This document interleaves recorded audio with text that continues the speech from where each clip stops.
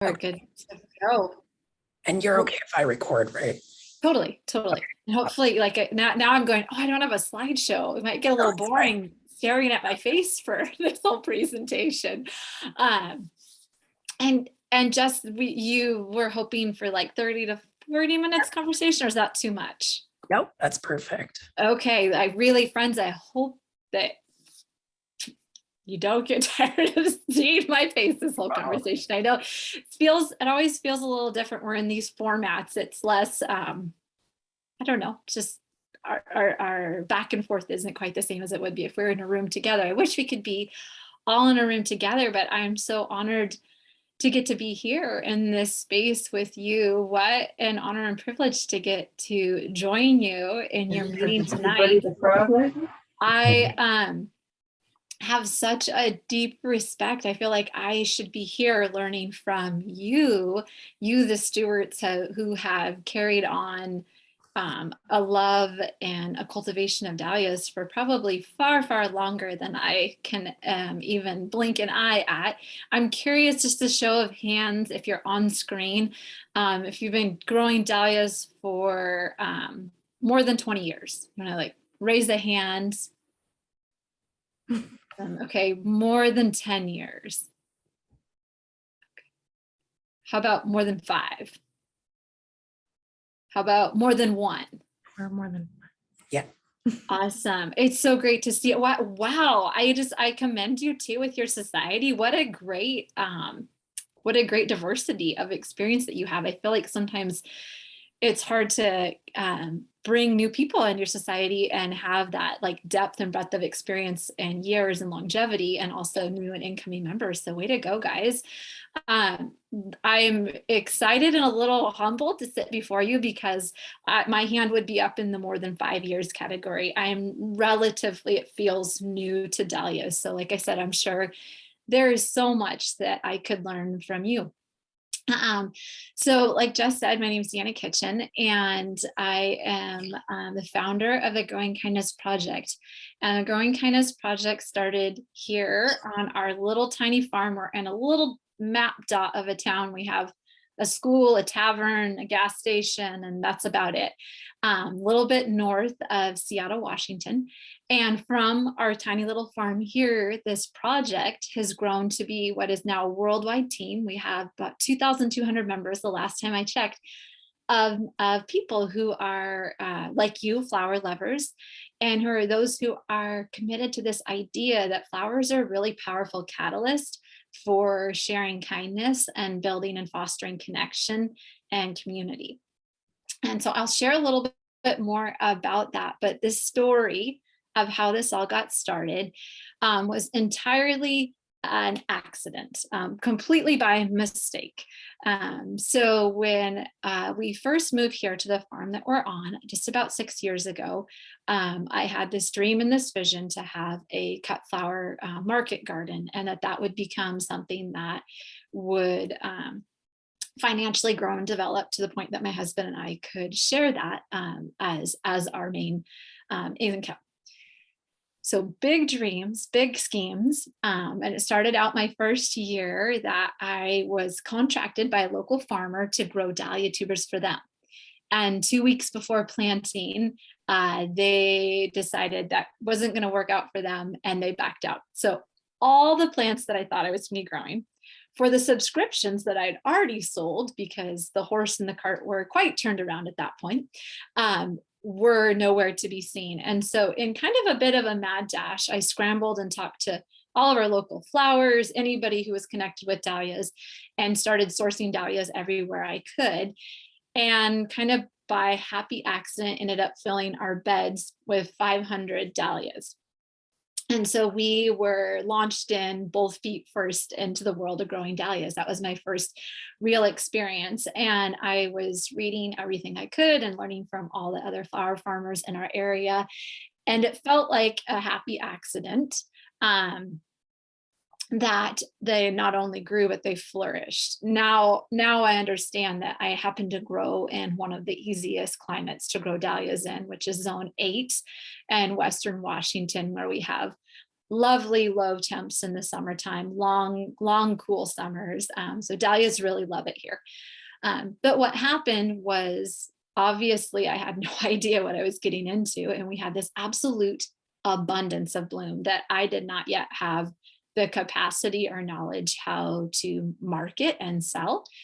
Nor did I really in that season of my life have the time and the resources to do that. At that point, our children were really little. So we had a 3-year-old, 5-year-old, and 8-year-old. So we were very much time strapped. And so what we ended up doing with a lot of those blooms, because I couldn't bear to compost them, was using them as an opportunity to get out in our communities. So something that had always been really instilled in me as a child and was really important to me to instill in my children was the skill and the capacity for relating to others in our community, especially seniors. And so it was a goal of mine that my kids would feel comfortable in approaching seniors in our community and having conversations and building relationship. And so we would take all those dahlias and load them in our radio flyer wagon. And the boys and I would tow through long-term care, and we would pass out bouquets to everyone that we met. And I think it was Bob Ross that said there are no mistakes, only happy accidents. And it was truly the best happy accident that had ever come to fruition in my life. We were absolutely, we would walk in with these full buckets, in the wagon, and the kids would help me pass out, and we would pass out every bloom that we could. And so if we passed out to every long-term caregiver, then we would start to pass out to staff members and anyone that we met. And we would walk back out with empty buckets.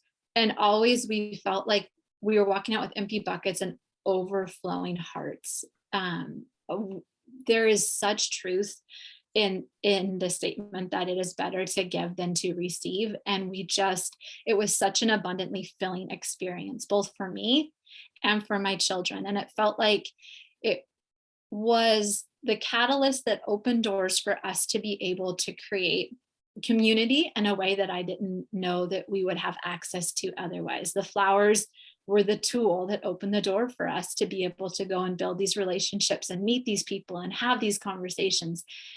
And from that, what we learned was that not only was that experience of giving flowers and gifting them that way and allowing those flowers to be the catalyst to start conversations and build relationship, both between us, the giver, and the receiver, we quickly learned that anyone who was looking in on the experience, like those who were bystanders witnessing, we would have parents of residents or staff members come up and say, that just made my day. And at first it was kind of but we didn't get you flowers today. We gifted them to somebody else. How could that be? But it was because whenever we have the opportunity to witness an act of kindness, we also get to enter into the joy of it.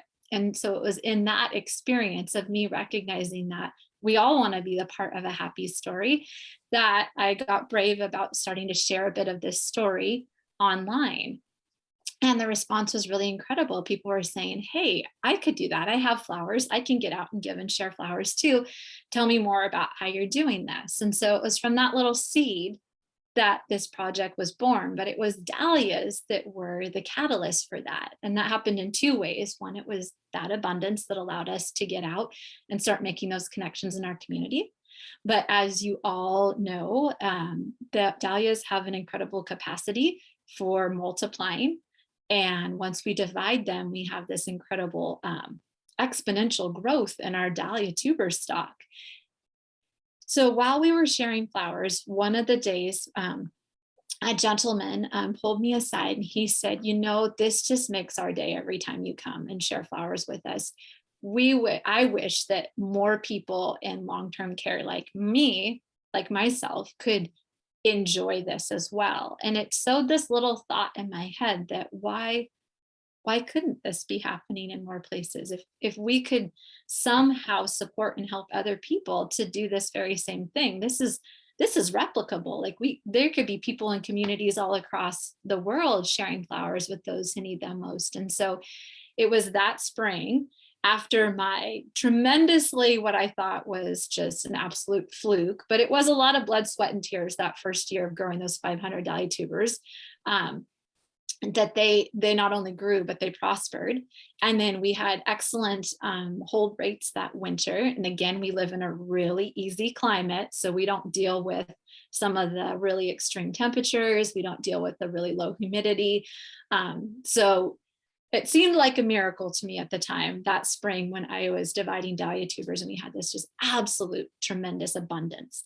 And so it was in that moment, you know, those moments where you can look back and you think, I remember exactly where I was standing, exactly when I was doing, when, you know, somebody said something or a thought occurred to me, and I can picture exactly where I was in our cold barn dividing dahlia tubers, looking at this heap on the table, realizing this was the key to making what that gentleman had said to me happen. And it was that these dahlia tubers could be shared. And in sharing them, we could equip other gardeners or farmers or whomever it was that was interested to have a tool that they could use as a catalyst for getting out in their communities and building these relationships as well.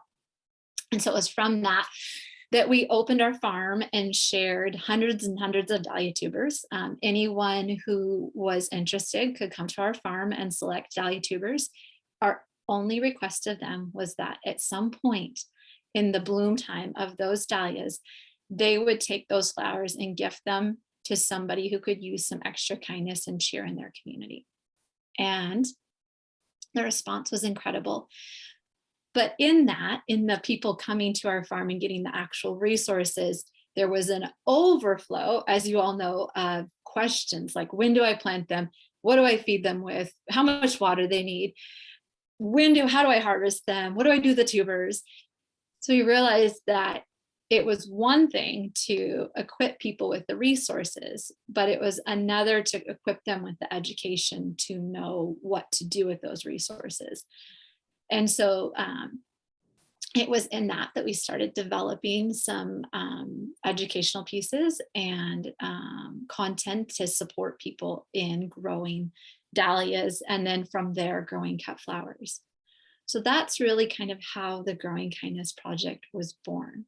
Now today, we are a team, like I said, of 2,200 members and growing by the day. Worldwide, we have members from Dubai to South Africa to London to Georgia to Alaska, and they've all come to the project with this shared vision and idea that when we share what we have in our communities, especially when it's flowers, it creates an opportunity for connection. It creates an opportunity for shared kindness in a really powerful, impactful way.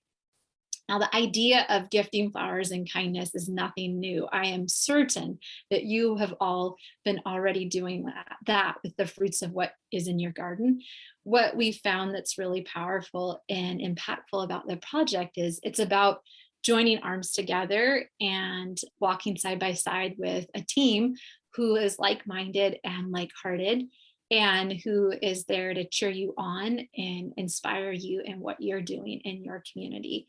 And from that, we've not only been able to support community by gifting flowers all across the world and these individual connections, we've also been able to create a community within this team that's a part of the project of people who cheer each other on and share resources and share education and support. And so it's been really absolutely nothing short of inspiring. So the project has developed into having kind of different layers of enrollment to provide different levels of support for what people most need to help them be able to grow and share flowers in their community. Now, while the project started with dahlias being really the heart of what we're doing, we provide education and resources on growing all kinds of cut flowers, because I really believe that when we start where we are and use what we have, that's where we can make the most impact. And dahlias aren't always a flower that everybody has access to, either being able to source dahlia tubers or being able to easily grow them in their climate. So we cheer people on and provide them with resources to grow many kinds of cut flowers. But a lot of our resources are dahlia specific, because as we all know, dahlias are kind of the diva of the flower world.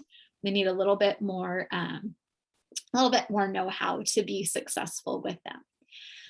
So our project kind of has grown and evolved. We're in our second full year as a 501c3 organization, which has been a really thrilling opportunity for us to step into. So when the project first started, I recognized, and I should backpedal just far enough to say too, pretty quickly into this flower farm dream. Again, Jared, we were talking about at the beginning about Jerry and Jessica when we were first getting on about life and going kind of how our paths go very different directions. And then when we look back, we can see how they kind of came full circle right back to where we were supposed to be. And that really happened very much for me personally with launching our family farm as a cut flower farm, and really realizing that actually the thing that I was chasing was somebody else's dream. I didn't want to have this big profitable cut flower farm where we were hustling all summer long, just really grinding to be able to make ends meet. The other piece that happened too, and I'm sure there are those of you who have hobbies and shared projects with your spouses. My husband and I quickly realized this wasn't a shared dream. He loved his career. We didn't want to make enough money for him to come out of his career and work on the farm. It wasn't our family's goal. We realized that what we really wanted was a farm and a place where we could gather people and where we could support others. And part of that was having the privilege financially to be able to use our farm to support not only our community, but growing this community, the Growing Kindness Project. And so for the first few years of developing this, from the time that we started giving dahlia tubers until 2 years ago, so it's about 3 years or 2.5 years. It's often you look back at the years and they all kind of blur together. But what was happening was we were using all the profits from our cut flower farm to keep the Growing Kindness Project going and to be able to support it. So as you can imagine, we scaled from giving dahlia tubers in our community to being a worldwide team and being able to source education and resources and connection and community and operations, to a worldwide team. It scaled very quickly. And in that, I recognized that while I had the capacity to give very freely, and Frank once said, we never grow poor by giving. And I really believe that in my heart of heart, that we're so deeply enriched when we let go of a scarcity mindset and share abundantly. And so we were giving freely everything that we were making from our flower farm, from our dahlia tuber sales and our cut flower sales, to get the project going and to support more people. But it quickly outgrew what our farm could support. And so that was when we made the decision that we could either limit the growth of the project to what we could support from here on our farm, or we could invite others in to be a part of that with us and allow it to continue growing by becoming a 501c3 and letting it be a community-led and community-fed project. And so that is where we are at now. So the way that our project works is that we provide education, inspiration, and resources to people to help them grow cut flower gardens. We have members who are absolute veteran flower farmers who grow on production level, who grow shoulder seasons and incredible amounts of flowers. We have members who have never planted a seed before in their life. And when they come to the project, this is their very first experience in planting anything in a garden. And then in between there, we have master gardeners and backyard gardeners and dahlia lovers and all different levels of experience within the project. We also have a really diverse experience of location and capacity for growing. So we have one team member in California who grows her her growing kindness garden in the parking lot of her apartment, cleverly, ingeniously tucked in every little dirt space that she can find. And we have members who grow on acres as cut flower farms. So it's a very diverse team. And again, it comes back to that starting where you are and using what you have, whatever it is. So our flower farmers are typically able to donate in a larger capacity in their communities because they have more resources, whereas backyard gardeners donate in whatever capacity they're able to grow. So as the project grew and developed, we recognized that there were different needs for different levels of education and resources to support people. And so we now have 3 levels of education, and anyone is welcome to join us and be a part of this community. What we provide is contributor classes throughout the year. We're really, really lucky, are grateful to be able to welcome some of the most talented and experienced educators throughout the flower farming and floral design world who teach our team. So they donate their time and knowledge to provide 1-hour contributor-led classes. So we teach everything from propagating dahlias to planning your garden for the year, to irrigation, to different methods of fertilization, to floral design, and everything in between. These contributors come and teach our team, and it's been a wealth of education and resources that our team then has access to be able to develop themselves as gardeners and growers. The other thing that we provide for our team is a community hub. Like we've talked about, there's a lot of power in when we can actually connect and have conversation and build community.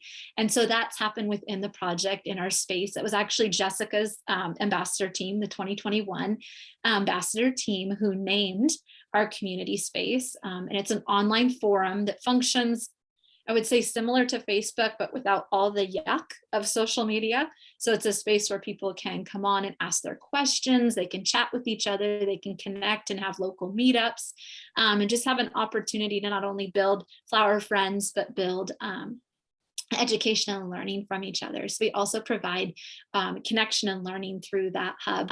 And then additionally, we provide video resources, some video tutorials and how-to guides and downloadable growing guides and things like that to support our members in being successful, not only dahlia growers, but cut flower growers in whatever region they are in. So the ways that you can enter into being a part of the team and having access to those resources is through one of our membership tiers. So when the project started out, like I mentioned, my goal was to give everything freely. And then we grew to the capacity where we knew that we needed to be membership driven. And so it was at that point that we created a paid tier of membership, which enables the people at that membership level to have access to all of these resources. It's called our Cultivator membership. It's $99 for a year. And with that membership, you have 24/7 access to our community forum. So you can talk to other growers and gardeners all across the world. And you can have access to all the resources from that space. So all of the links to our videos, to all of the live classes from the contributors. We have many of our contributors in 2021 who allowed us to continue using their classes that they taught. So we have classes from last year, from everything from hugelkultur to dividing dahlias, to growing dahlias in cold zones, to growing dahlias in hot zones. The resources are just saved and right there and accessible for everybody. And then this year, throughout the year, we'll be introducing new contributor classes. And again, from some of the most inspiring instructors all across the flower farming and floral design world. So the Cultivator membership is our paid membership, and it provides you with all those resources throughout the year. However, we know lots of people are just inspired by the project and maybe are really experienced flower farmers or are master gardeners, and they don't really need to tap into that education and training, but they are excited about the idea behind gifting flowers in their community. And those are that level of membership is called our gardener membership, and that's available to anybody. It is completely free. We provide you with digital resources, some really fun giving challenges that we have throughout the year to encourage you and support you in gifting flowers in your community. And then you heard Jessica mention earlier, we have our ambassador tier, and those are our team members who are selected once a year. They serve a 1-year term starting in January, and they help us to represent the project and help us to share the word about the project and invite others in, just as Jessica has done here in inviting you all to learn about our project. So those are our 3 levels of membership within the project. So I know though that I'm peeking at the time. I want to make sure that I'm really mindful of your time and sharing with you the resources that would be most helpful, most supportive. Jessica, do you feel like it would be best to pause and answer questions about the project now, or should we go ahead and answer some growing tips and suggestions and then move to that? What do you feel like would be best? Sure. Well, Bob actually has a question, and it's kind of close to what you're touching on. He asked, like, how do you generate funds to cover the cost and make a living? So, yeah. That's a great question. Well, I will humbly say I never in all of my years anticipated that founding a nonprofit organization would be something that I would do. Again, looking back full circle, it makes perfect sense for me now, recognizing I grew up in a tiny little town and community and connection is really important to me. So I think I'm right where I'm supposed to be. But how do we exist as a project? Well, as we've launched, we've been 100% volunteer. So I do not take a paycheck from the project. I actually will never take a paycheck for my project. My goal and intention is to be able to serve on the board and not for this to be my full-time job. But we have a really incredible people who have stepped in alongside and donated their expertise and wisdom to help develop and grow the project. We have a really incredible co-leader of our ambassador team, Heather, who's also working on operations in the background. She has been donating her time, so we've been really lucky and grateful for that, but we are getting ready to move into having full-time employees. The way that we have generated that is through those memberships. So they're really critical to the life of the project. So that $99 for 1 year, which if you do the breakdown, it's over $2,000 worth of courses alone just to have access to the courses. It's a price point that was really important to us to keep accessible to all home gardeners. And so it's those memberships that really help to carry the project forward. And then we've also, as we have become a 501c3 and been able to accept donations and sponsorships, we're developing that program. That said, there's so much room for growth moving ahead in the future. I'm really excited for where the project is going as we begin to get the word out, and people are coming to the project and are excited about supporting it. So that's how we've been able to do that. Our hope and goal is that we can continue to develop and grow our membership that will support the project financially. Those memberships provide what we operate, like all of our operational expenses, the education and content development. But as we grow, we are going to really begin reaching out in ways that we have not yet, looking for more sponsorships and grant opportunities so that we can get flowers or resources, actual dahlia tubers and flowers to grow into the hands of those who need them most, so that they can grow them and make a beautiful impact in their community. So I don't know, did I answer that? Yeah, you did. Okay. So, Deanna, do you guys accept like tuber donations? That's a great question. We are working on developing the systems to be able to make that happen. Currently, at this point, what happened in the beginning was I was growing all the dahlia tubers here on our farm, and then I would gift those to our ambassador team. So our ambassador team always receives a kit of 20 dahlia tubers, and that's so that they have a substantial number of tubers to get them started, so they have enough flowers to grow and give throughout the season. And then also so they have the capacity to grow and pay forward those dahlia tubers, and hopefully invite more people in and equip them with more resources to be able to grow and give flowers.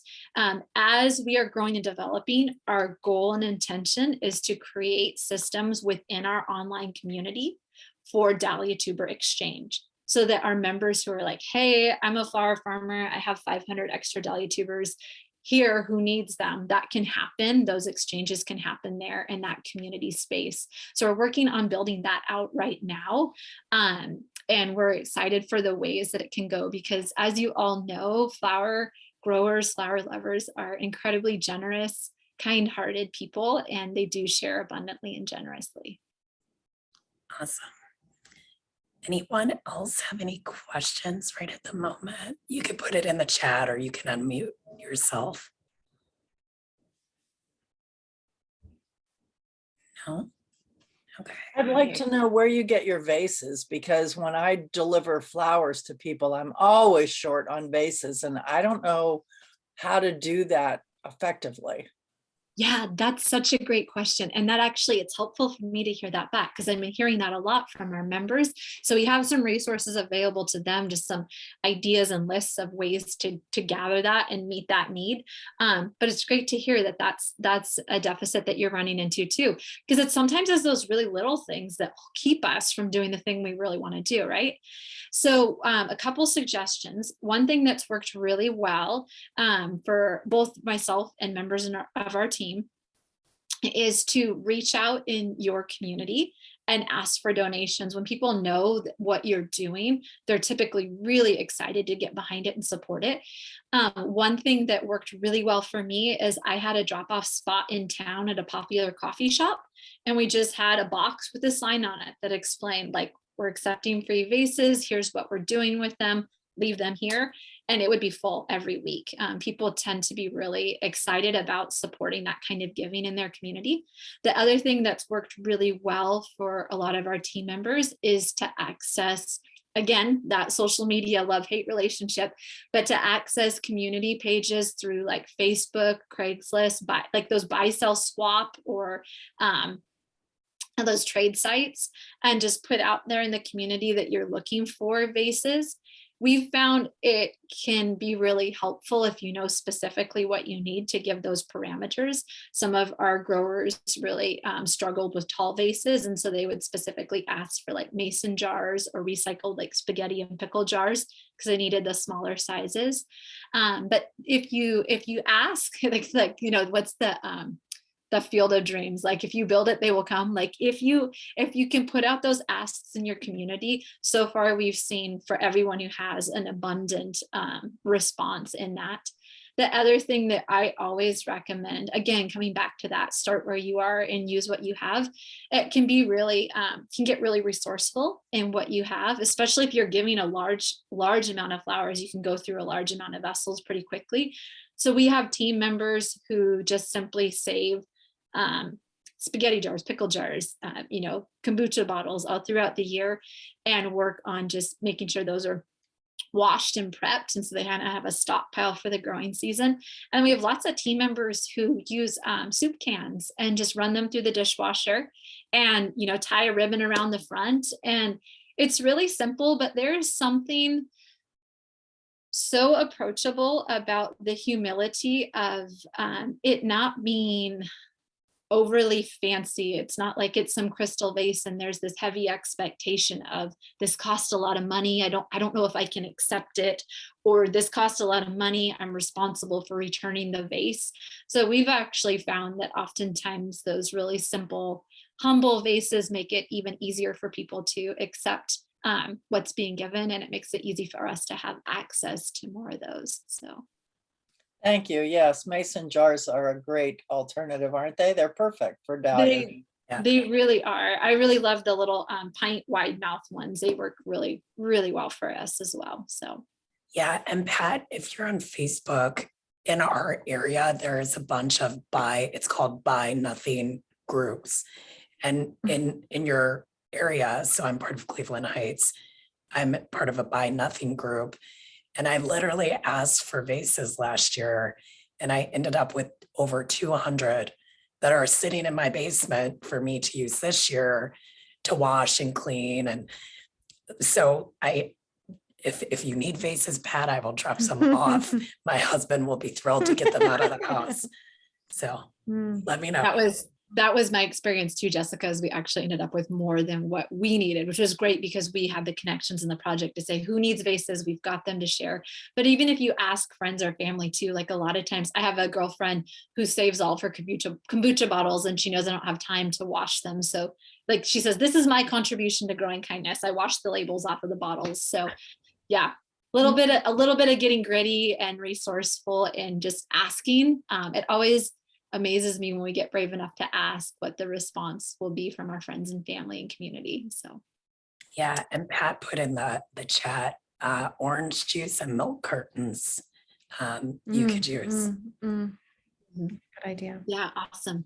Yep, there's so many containers that work well with dahlias. So all right, thank you.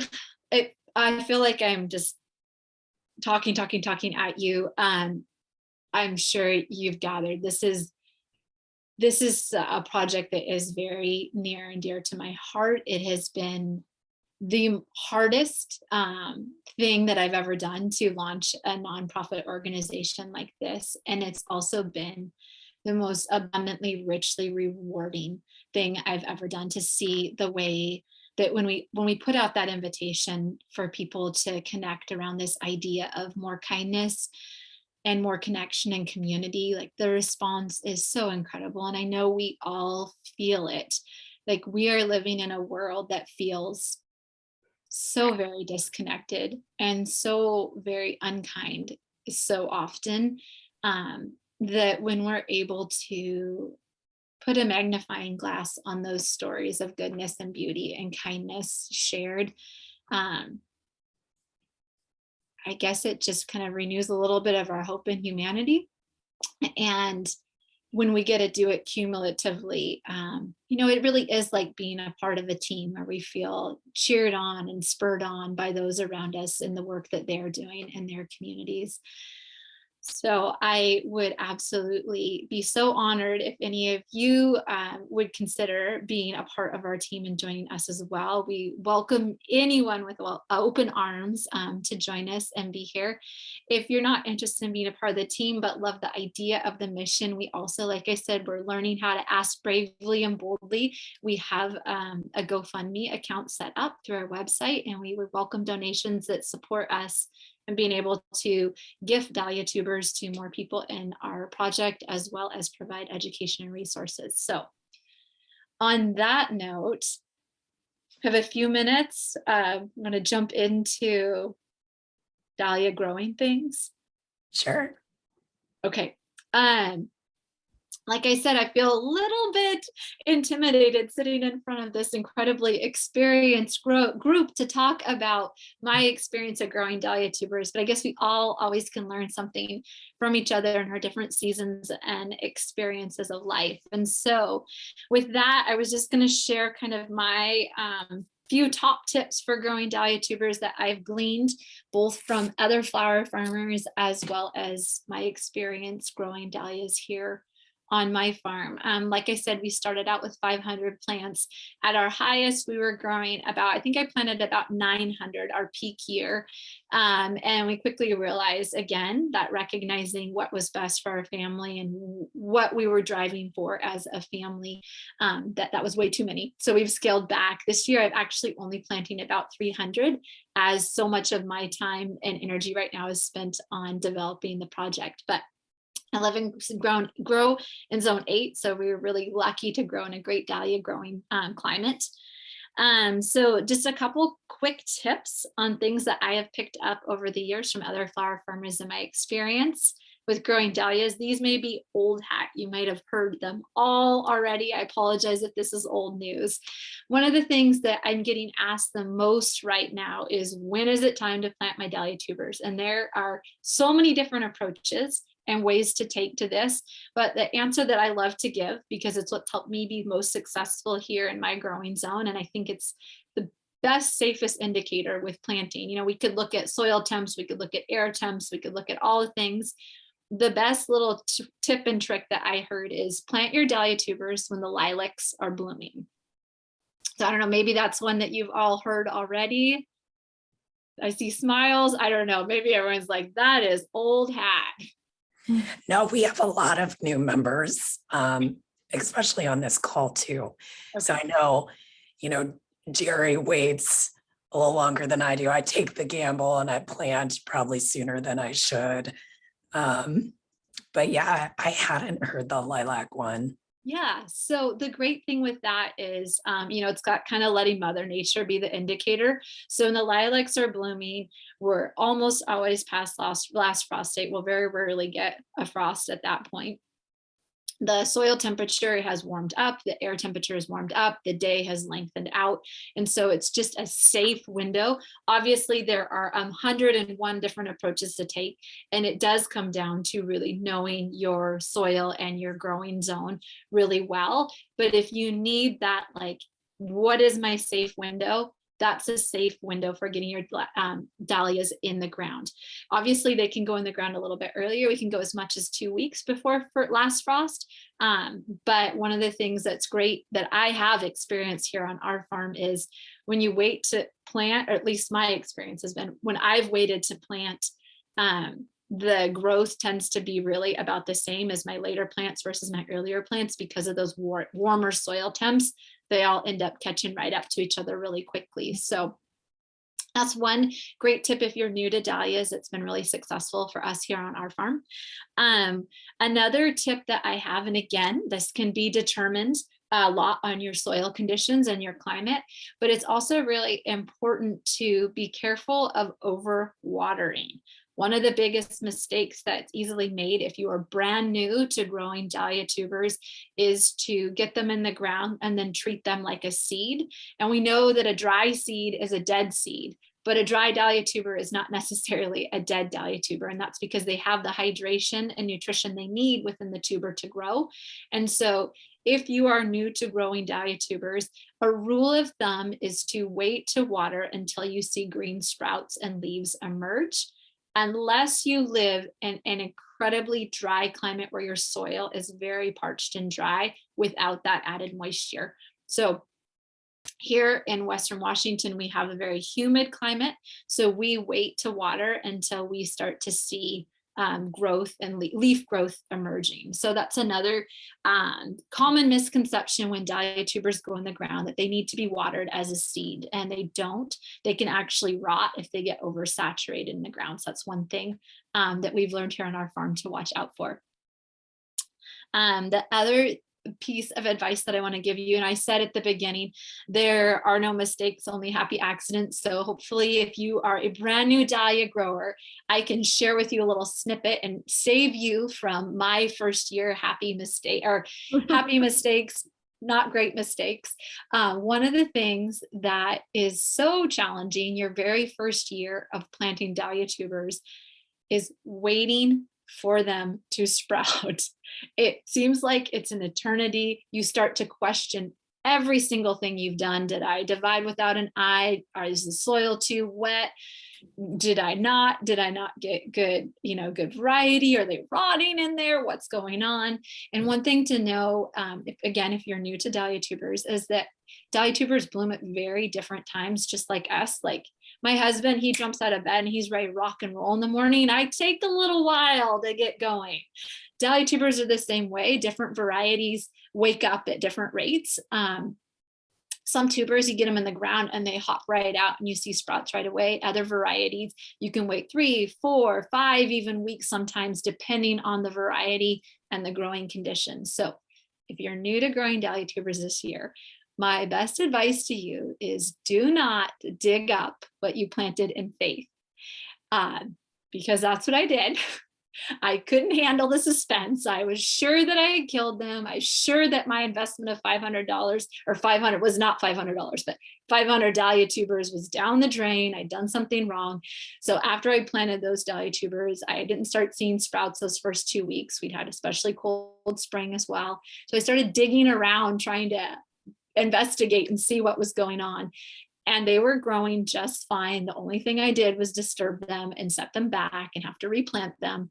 So have faith that what you planted is going to grow, and know that depending on the variety, you can see anywhere from 2 weeks to sometimes upwards 4 or 5 weeks until you see those sprouts come through. So have patience if you're a first year grower. They are definitely feel like a long game in the beginning of the spring. All right, the other big tip that I have for you, and I know this may be taboo. I know I'm talking to, how many people exhibit dahlias here? A lot of them. A lot. Okay, here we go. As a cut flower farmer, our goal is production. And, as I've shifted from my focus being marketing to being able to grow an abundance of flowers to share, my goal is still to get the most production out of my plants as possible. From a flower farmer, florist perspective, our goal is also nice long stems. And so one of the ways that we really work to do that is by hard pinching our plants in the early spring. And I know that that's maybe I'm very new to exhibiting. I don't think that's something you do with exhibiting, or is that as well? It is. Oh, okay, great. I thought I'd heard some mixed things about no, exhibitors don't hard pinch. So glad I'm not in no man's land right now. So what we really encourage, what works for us really well here on our farm to increase production and also increase stem length, is to hard pinch when our plants are anywhere from 12 to 18 inches tall. What we look for is to have at least three fully developed leaf sets. And then to pinch at the point where we have 3 fully developed leaf sets. Some of those plants can be pretty small at that point.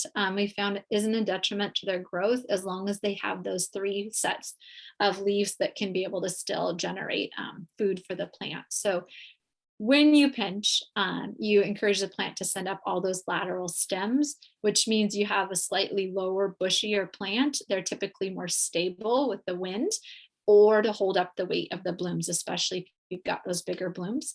And then more so than that, what I go for when I'm pinching is that we increase stem length, which makes more usable flowers for creating floral designs. And we also multiply blooms. So those are the reasons why we hard pinch here on our farm. So if you're not familiar with hard pinching, once your plants come up, it feels a little bit like murder after you've watched them and babied them and waited for them. But that hard pinch really does give you such an edge on stem length and production on your plants. So I'm a big supporter of that. One thing, we pinch out the central, which is the main one after yes. 2 or 3 sets of leaves. Yes, so we take out, I wish I had a whiteboard so I could draw out. So if you can imagine, your dahlia plant coming up and it's one stem, and then you'll have your, I can't remember the name of those, again, probably not great that I don't have the technical terms, but those first 2 leaves that are not the true leaves. So then when you have your true leaves that come up and they grow parallel to each other, so you'll have, a set of true leaves here, a set of true leaves here, a set of true leaves here, then I will pinch right at that, like that point, right down to where those leaf sets come out. And if you look really carefully at the intersection of those leaf sets with the main stalk, you will see a tiny stem starting to come up already. So as soon as you take out that top, and it may be at the point you pinch, you're only taking out, an inch or 2, depends on how long you wait to pinch your plants. I recommend doing it as soon as possible so you don't get that big hollow stem at the base of your plant. But when you pinch that out, it's going to encourage all the laterals from those lower leaf sets to take over in the plant's growth. And then when we harvest, we continue to essentially hard pinch our dahlia tubers. So when I harvest, I always cut like 12 to 14 inch stems at least. Because that's what's usable for us here. We harvest into those black floral buckets. And so we need everything to clear the top of the bucket and to also be usable within whatever we're creating. But when we hard pinch, we also notice that it just really encourages the plant to keep cranking out those nice long stems as well. So does that answer your question? It's very consistent with our central debudding. But do you, when you get your laterals, do you debud? Great question. I don't. And I know that most flower farmers don't debud, mostly because speed and production is the name of the game. Typically, when we cut, we're cutting in down pretty deeply.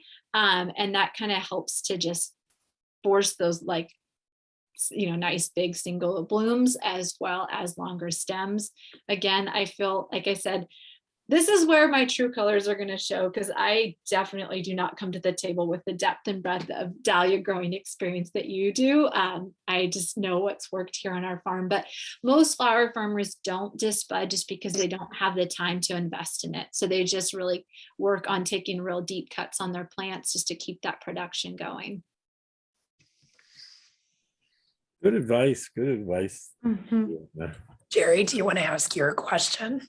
I forgot what it was. You Oh, asked- do you start anything indoors and plant, or you just plant your tubers directly outside? Great question. Again, I'm lucky to live in a really great growing zone. I also am lucky that, sometimes I feel like flower farmer is really no longer an appropriate term for what I do, because we are not growing on a scale that we are selling everything off of our farm. So I do have some liberty and freedom, and that we're not hustling to get production as soon as we can in the season, as long as we can. And so that affords me the freedom to be able to plant straight into the ground and just wait for things to grow when they're ready. So I haven't really messed around very much with starting things indoors.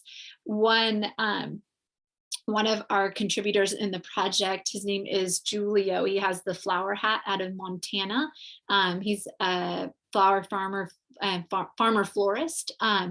He taught a class last year for us on growing in cold climates, and he dove in a little bit more into waking up dahlia tubers, when you've got those shorter growing zones, but you don't have the space to actually pop things up and grow everything out. So that's, one thing to look into as well. So typical for you, yeah, I mean, do you put tubers in like beginning of April, mid-April? Great question. I don't mean April, I meant May. Yeah. Well, maybe you plant in April. Can you plant in April? I have in the past. It really depends for us on our spring. Like everywhere else, we can really fluctuate, which is why the lilac thing works so well for me as an indicator of when to plant. I've had seasons where I have had my tubers in about the last week of April. And I've had seasons where I've had my tubers in the third week of May. It just really can depend. My biggest challenge here, and in general for the Pacific Northwest, is we just stay so wet and saturated. I mean, we get a really tremendous amount of rainfall. And if you're in an area with really heavy clay soil, it's not so much of a game of waiting for the soil to warm up as it is to waiting for the soil to dry out and be really workable. And so that's typically where I'm holding off in getting things in the ground. Yeah, most of us will start indoors, start our plants indoors, and then, well, Jess will plant maybe second week of May or something. I usually wait till Memorial Day. Okay. And I mean, for sure, there's no frost after, but maybe third week of May is probably a good time. Yeah. But it's certainly different to here than it is with you. Absolutely. And when you're in a colder growing zone, you have a lot more challenges because you've got such a shorter window to get those plants mature and blooming. So starting indoors is always a great option to get a leg up on that for sure. Oh, Deanna, what a wonderful way to promote the dahlia and friendship in it's clearly a troubled world. This is wonderful. Absolutely wonderful. Thank you. Thank you. It's been, I wish actually I could, have all the time to share with you all the stories of our team members. That's where the beauty of this project is. I think that anytime when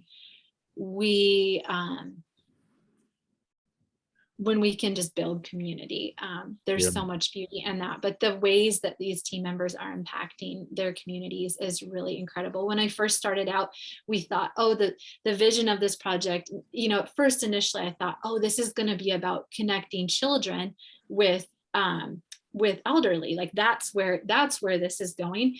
But what happened really quickly is I realized that was what the need was in my community, and that's what I had eyes and a heart to see, and that's what I wanted to foster in my community. But as we've opened this project up, what's really, really beautiful is that every individual lives in a different community, and there's different needs, but also they have different eyes to see those needs. So we have team members who live in the communities with Ronald McDonald House, and their commitment is to serving the families there. And we have members who live in areas with women's shelters and abuse shelters, and they see such a need in serving those people there. We have members who live in areas that have really, really high levels of poverty and violence, and so they support their community food pantries and food banks. We have members who were veterans and really have a heart for serving that population and reach out in ways that are just really beautiful and supporting veterans. And so it's been really incredible to see, dahlias are such a diverse flower, right? Like, I don't even know how many cultivators there actually are. I mean, I think I checked once, it's like 15,000. Am I off for varieties of, it's so many.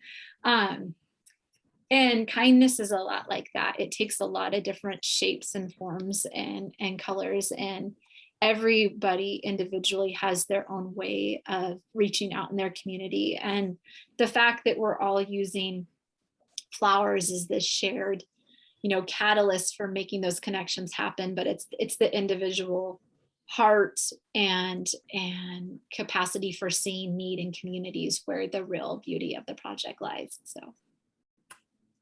Awesome. Well, God bless you, Deanna. You're just a wonderful, wonderful breath of fresh air to a situation overall that really needs more people like you.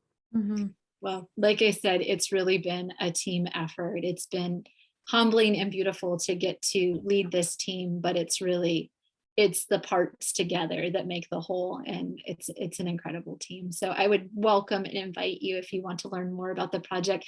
Jessica is an incredible resource, or shoot us an email. You can learn a bit more on our website. We're again in those, gritty, it feels a little bit, I was telling a friend, the project right now feels a little bit like when you first move in and there's still boxes that aren't put away and you're still trying to figure out where to hang things on the wall. And it's not quite what you want it to be, but it's developing. It feels like welcoming people into that. Like, we're still in those stages where, like, the website, we still want to add a lot of, development there and resources and build things out. And it's still gritty. We're still running it from, I'm hiding in my bedroom while my kids play outside. We have no corporate office. We have no paid staff. And yet it's in welcoming people into that. Like, here we are, this is where we're at, this is what we're doing. So I welcome you to check out our website, knowing that, there's still boxes that we're unpacking, but welcome you into this project as it is right now, and get to grow along with us, hopefully. Great. Well, thank you so much, Deanna, for coming and speaking to us. We really appreciate it. Yeah, it's truly an honor, and I'm excited. It's just thrilling to get to see a Dahlia Society like yours that's just so diverse and bringing, so many different levels of experience to the table. It's going to be exciting to see what you guys do in the coming year together as a group. Yeah, agreed. I'm excited. So yeah. All right. Well, thank you so much for having me. It's been a privilege. Thanks, Deanna. thank you. Very All much right. appreciated. Bye. Yeah. Thanks, guys. Well, thanks, Jess. That was a wonderful program. Let's see. I didn't put together a PowerPoint for an agenda, but there are some items that we need to go over. Mike or Bob Leonelli, what's the situation with plants right now? Well, today, thanks to the help of Bob, I did a quick inventory of the plants situation at Willoway. And let me get this here. So as of today, there are 140 plants. Those are cuttings that have rooted, so they have been potted up. We have 140 of those. We've got 164 potted tubers, which will have to be repotted, and they'll turn into plants.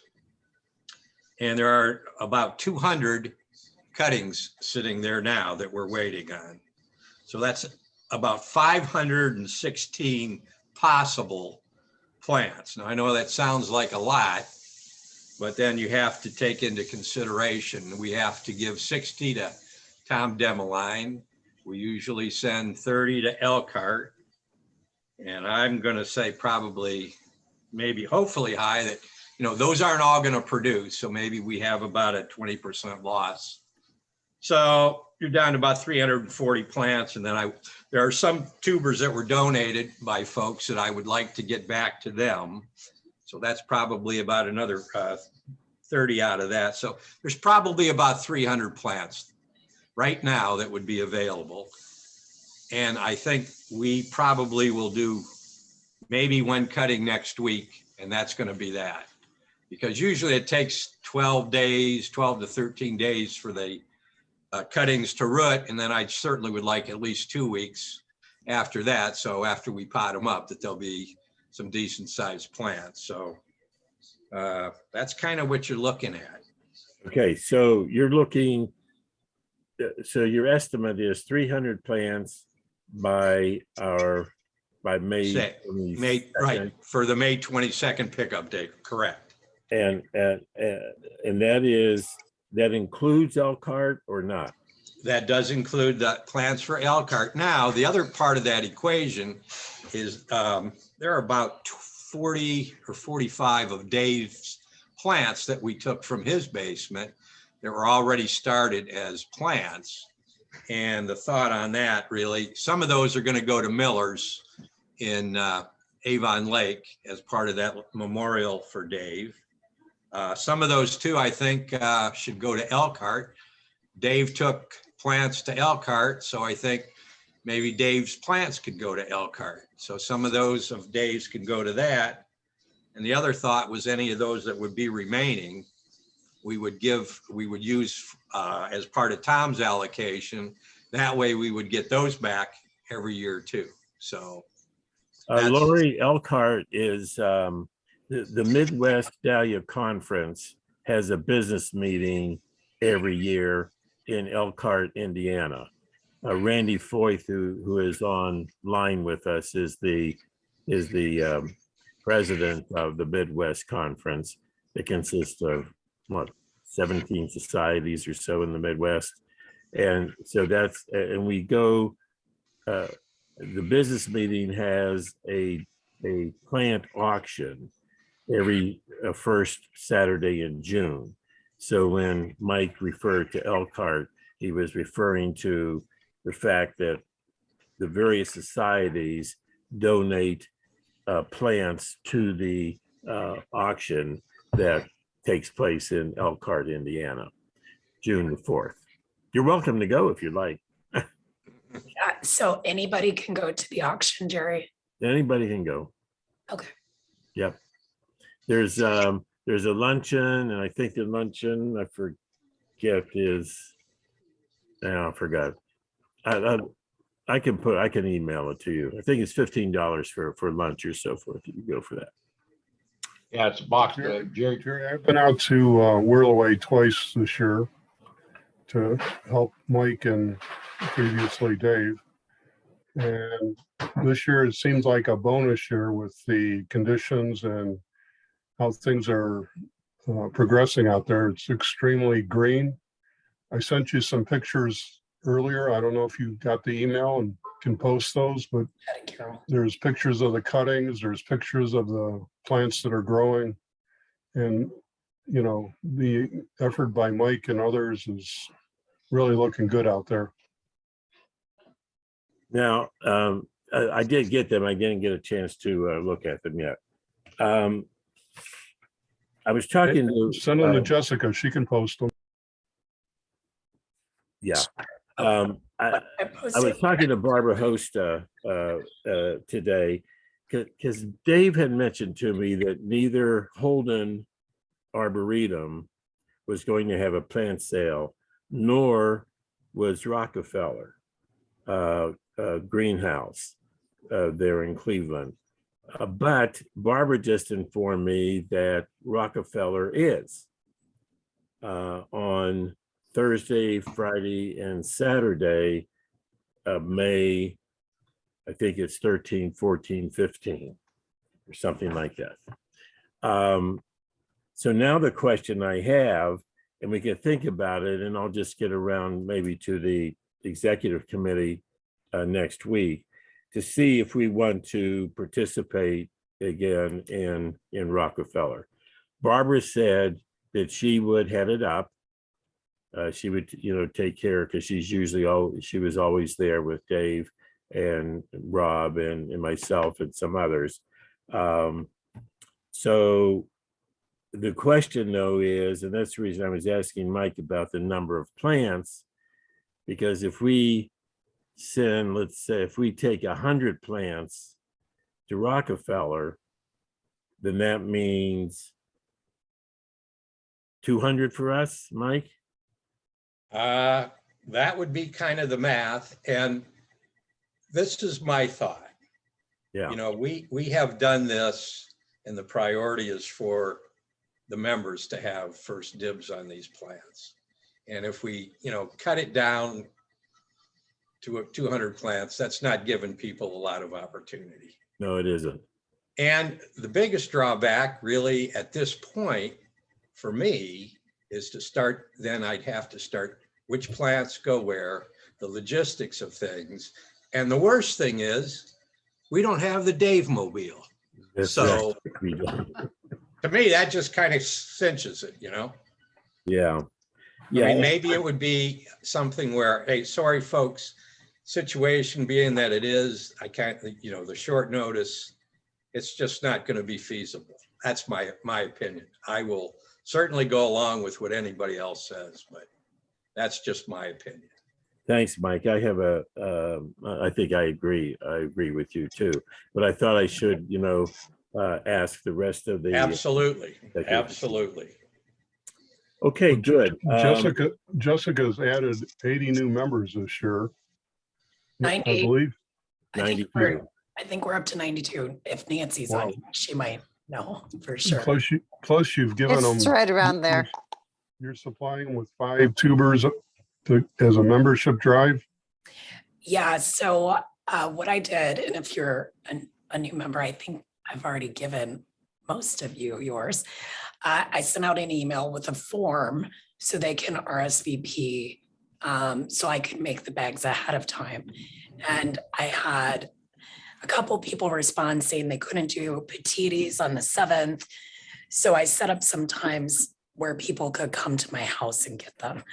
So I want to say about half of the people who RSVP'd, I think I had like 64 people actively want tubers. So about a half have already got them. The rest are bagged up. They're in my basement waiting to go to petites on the 7th. That's great. My point is, with all the new members and existing membership and Youngstown people, I don't know if 200-300 plants that we have going at Whirlaway is going to be enough. Yeah, well, typically we've done, I think, around 500, and we've split them up to about 150 for our auction at Bush, funeral home or community room there. 150 for Holden and 150 for Rockefeller. But I think I agree with you, Bob. We really want to make sure that all of our members have the opportunity, even if we have some left over. And I honestly don't think we will, but even if we have some left over, we'll find a way to take care of them. But I agree with you also. We really need to take care of our members, especially the new ones. Right. I think Jessica's done an unbelievable job in either doubling or tripling our membership in 1 year. So who knows what the demand's going to be. Indeed. Right. And the thing with a lot of those, I mean, there are some varieties that we are going to have, nice quantities of, and the rest of them, you're going to have, 2s, 3s, 4s. So it's not like you're going to have 20 plants of every variety out there. Unfortunately, that's not how they propagate. So I would certainly like to have whatever is available. to that online sale first. We could get rid, if there are any left, I'm sure we can I don't think there will be. allocate them. Yeah, and Mike, perhaps we could chat to you because I have some intro cuttings that maybe we could swap for Elkhart and you could. Right, that would be great. And introductions go well up there. We don't have any this year that we did.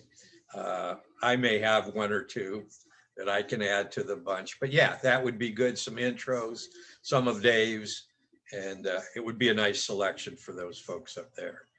So we can maybe, get yours prior. Elkhart isn't until June anyhow, so that's a good thing. Yeah. And get yours later. We should get those out to the greenhouse and get them Right. going. Let them catch It up. was 91 today in the greenhouse. Yeah. They're very, very comfortable. I wish I had shorts on.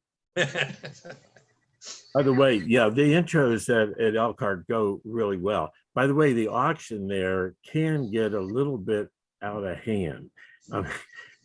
Once people start to, it's not a sale. So if there's a particular intro that comes up and everybody wants it, it may start at $5 and then it goes to $6, $7. It could go up to $20. So, and by the way, the money for that auction goes to the Midwest Society, who is hosting the Midwest show. And this year it happens that last year was us here in DSO. This year it's actually the Elkhart Dahlia Society. So that's a really good piece of change that helps you put on that show. Okay, anything else on plants? I kind of got ahead. I should have started with tubers, but we got on plants. On tubers, as you know, the sale is going to be next week. Some of the, by the way, Sharon has a list on the website, so you can go to the website right now and see what will be available, but there will be more coming. For example, Tom Sobchak gave me about 50 or so, and those are not on that list yet because Sharon doesn't have the list yet. She's out in Oregon right now, and then when she comes back next week, those will go up on the website as well, in with the rest. So the tuber sale starts next Friday, the 29th, the 30th, and I think it's 6 o'clock on Friday, if I'm not mistaken, the 29th, and then the 30th, and then it closes off at 4 o'clock on Sunday, the Sunday, May the 1st.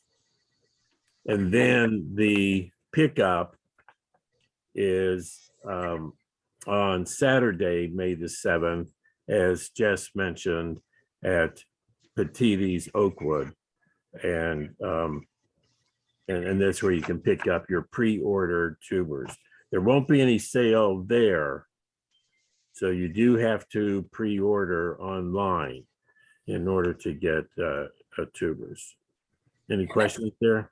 I think the big thing to clarify, Jerry, is when you guys are buying online, you don't pay online.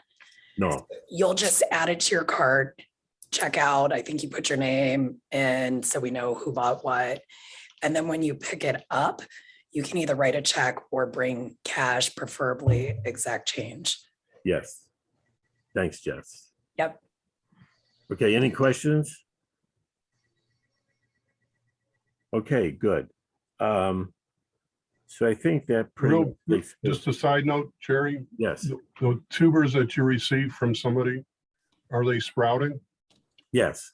Yeah, well, if you give me, and you still have some time to do that, I'd like to have them by Sunday. I don't have to have the actual tubers quite yet.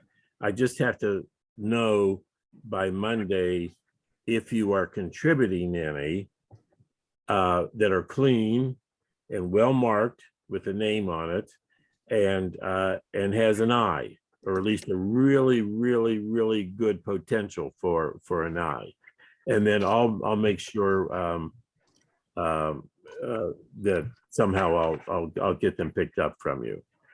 The tubers that Dave has, if you go online, again, even if you're not ordering tubers to buy, you'll find online there that you can get one free tuber from Dave. You won't know its name.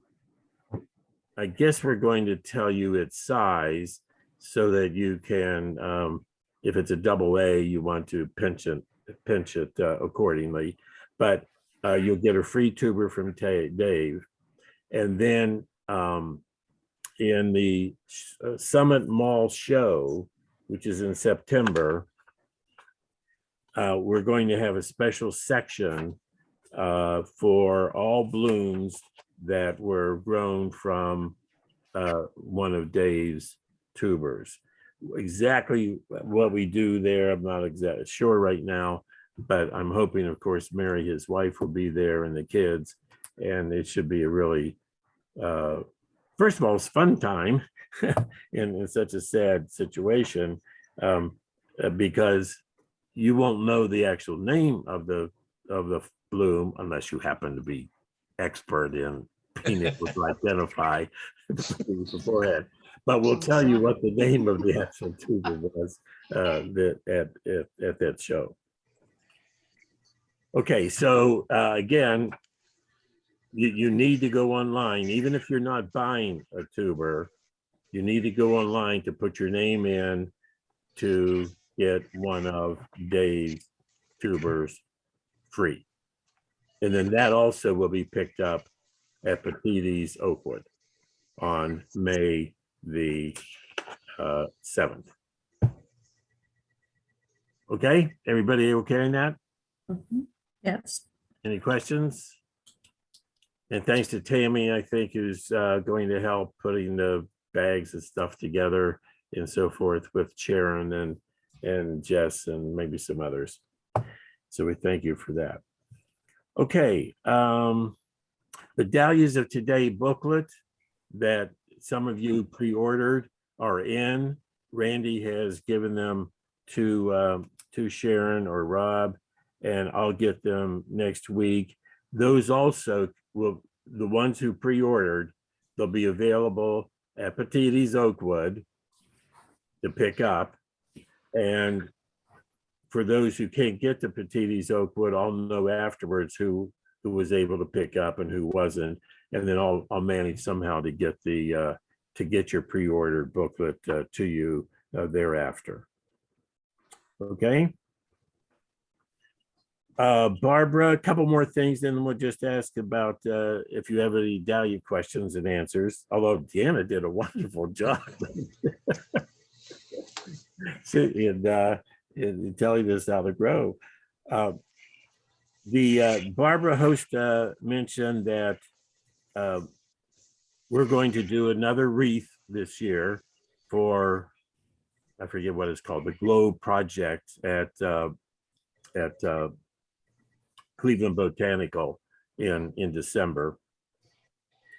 And so that's very nice. And she's got some ideas as to what to do. We've been doing something like that for the past few years. So it's a nice support of Holden Forest and Gardens. She also, by the way, has a number of books and DVDs, and I'll get them online and send them out to you if you want to borrow them from her. You know, she used to bring them to our in-person meetings, but of course we're not having those. So somehow, if you want to borrow a DVD or a book, somehow we'll get it to you on, maybe you can have it for a month or something like that, or 6 weeks. And I'll get a list of what she has email to you next week. Okay, one piece of business. We have a number of, and Pat Sadataki just reminded me of this when she asked the question. We have a number of the light green vases. And how many, I'm not sure, but Bob Matusik and I, and maybe Randy, are going to visit where they are, which is in the barn at Brant Gears on 77. That Heads red up, barn. boys. Heads up. So we're gonna visit there on May 14th, actually, and take an inventory. The Pittsburgh Dahlia Society, by the way, we gave 100 of them to the Elkhart Dahlia Society, who was in need of vases last year. The the Pittsburgh Dahlia Society is hosting the Midwest show next year, Wow. and they're in need of vases. So what I'm wondering is, I'll get back with you, but I was just wondering if we could donate some of those vases, 100 or 200, or I don't know how many we have right now. Because originally I was going to make them available to anybody in the membership who would like to have them.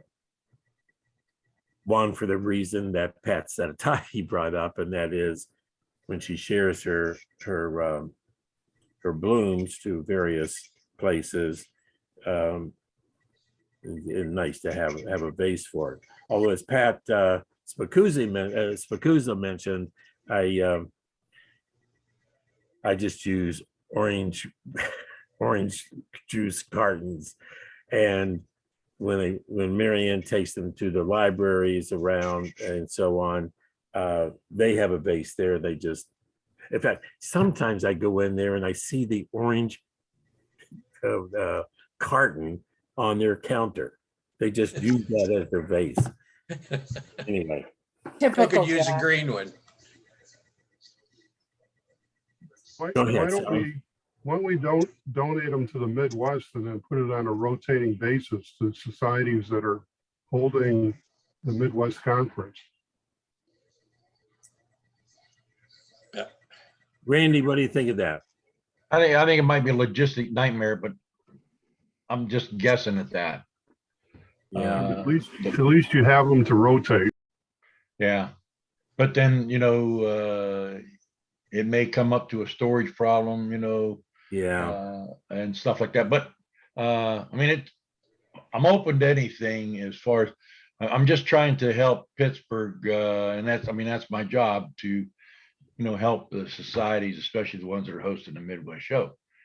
They currently, Kathy and I and Tony and Jackie were down there last year, and they currently set up in the old orange drink megaphone shaped Yeah. And they wax paper, yeah. So when we start talking about getting some big blooms and stuff, I've seen some blooms, especially like Brinterfell, stocks on Brinterfell. There just ain't no possible way you could get in that. No. Sounds like a good home for some green vases. Yeah. Absolutely. Yeah. Well, And they leak. one of our local problems is we've been storing stuff at Dave's garage. And if we come up with a central location, some kind of storage unit, whether it's in Columbus or Elkhart or Cleveland, then the distribution point becomes, 150 miles to the Midwest shows. Yeah. Well, normally, DSOs like Mahoning Valley, we're in close proximity. So when it comes to vases, We can they share. borrow from us, we borrow from them, and so on and so forth, as much as we can. They just, as far as my knowledge, they absolutely, that's all they have is the orange drink megaphone shaped and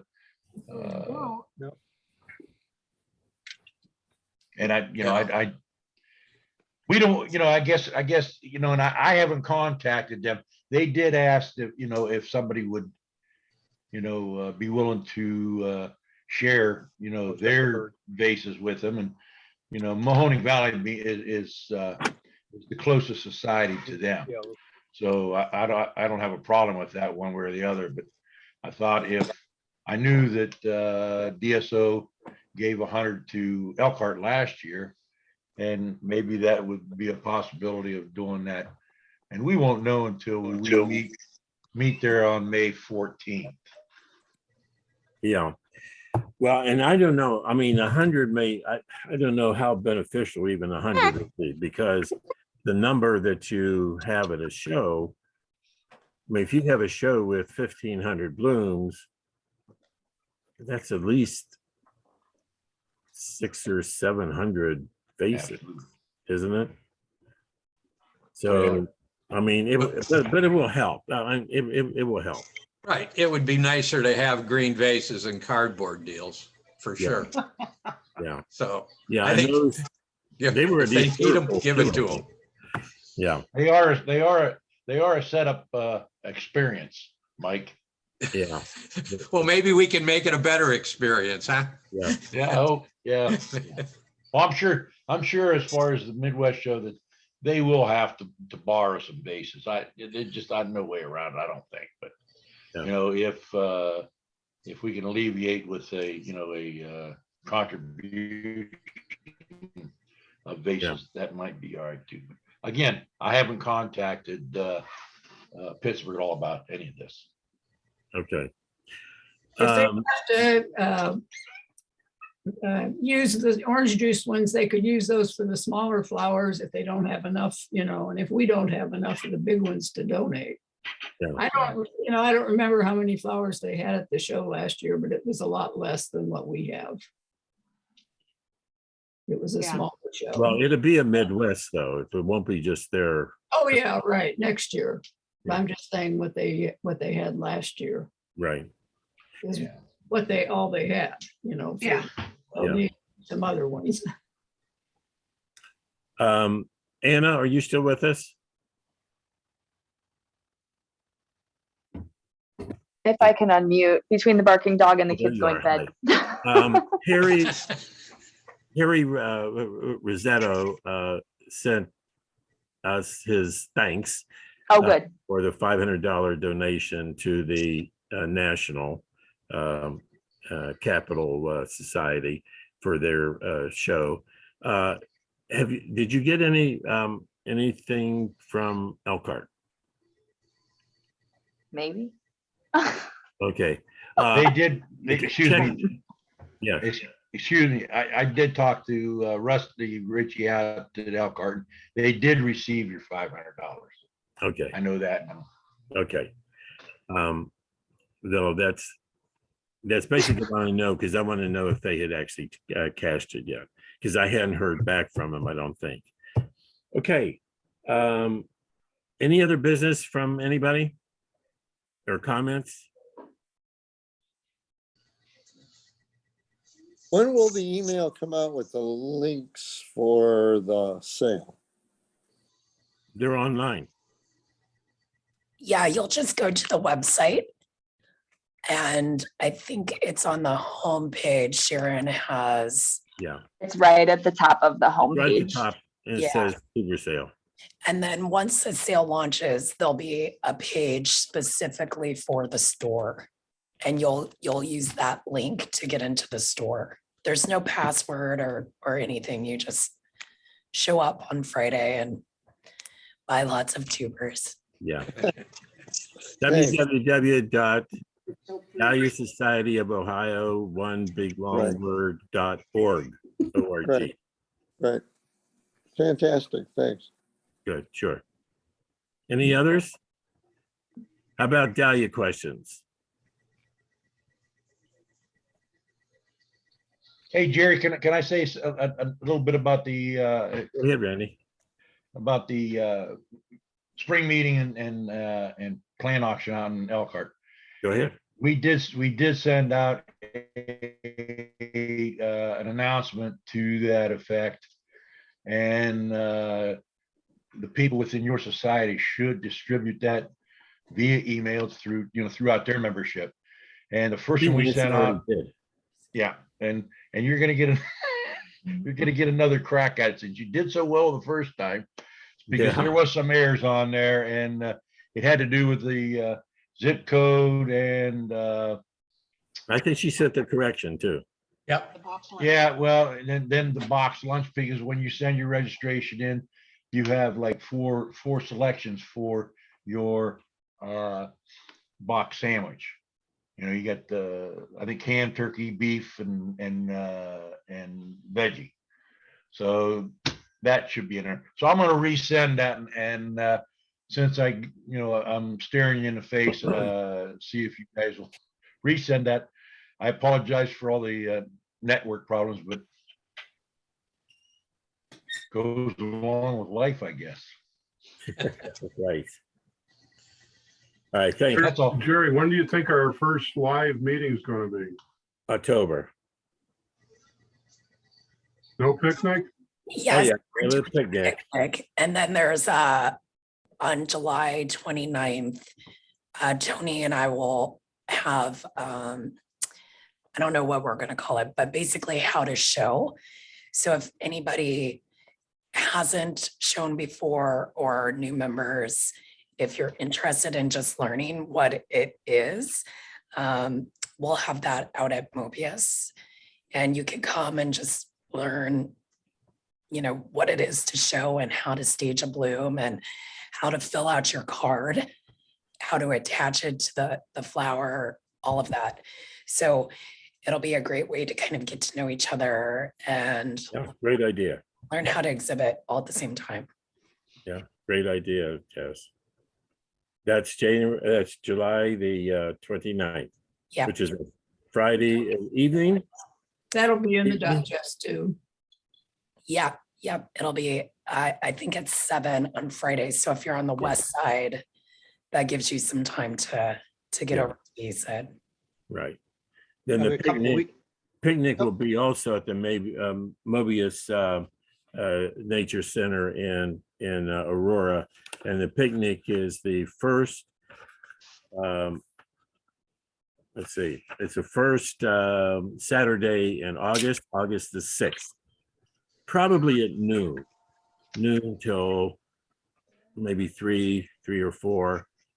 Tony and Ron, who are our co-judging chairs, will put on a judging presentation as well. Is this our first October meeting? Is that what you're talking about? No, the first in person meeting right now, I'm thinking, is October 21st. Oh, But we don't have a program for that yet. We don't have a program for November either. I'm so hungry. Donna. Sadly, by October, I think the variance is going to come around again. Could be. So that's a question mark. Statistically probable. Yeah. So what? We're having a meeting. Let's go. Well, okay. We shall see. Questions, Dahlia culture questions. How are they coming along? Are you starting them inside? Mine are late, starting in my basement. They just are sprouting. I do not have a dining room anymore. Me either, Tammy. Now I know what its purpose was. Welcome to the Dahlia world. Yes. Get good use for it.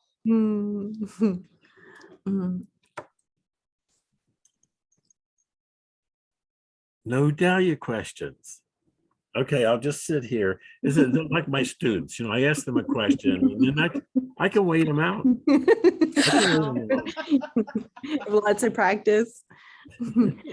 Jerry, Yes. with tubers and eyes, sprouting and waiting for all these eyes to wake up, maybe some varieties are slow, but within one particular variety, will you notice that maybe, you might have one tuber that wakes up early with an eye, same variety, and another one might be a little bit slower Yep.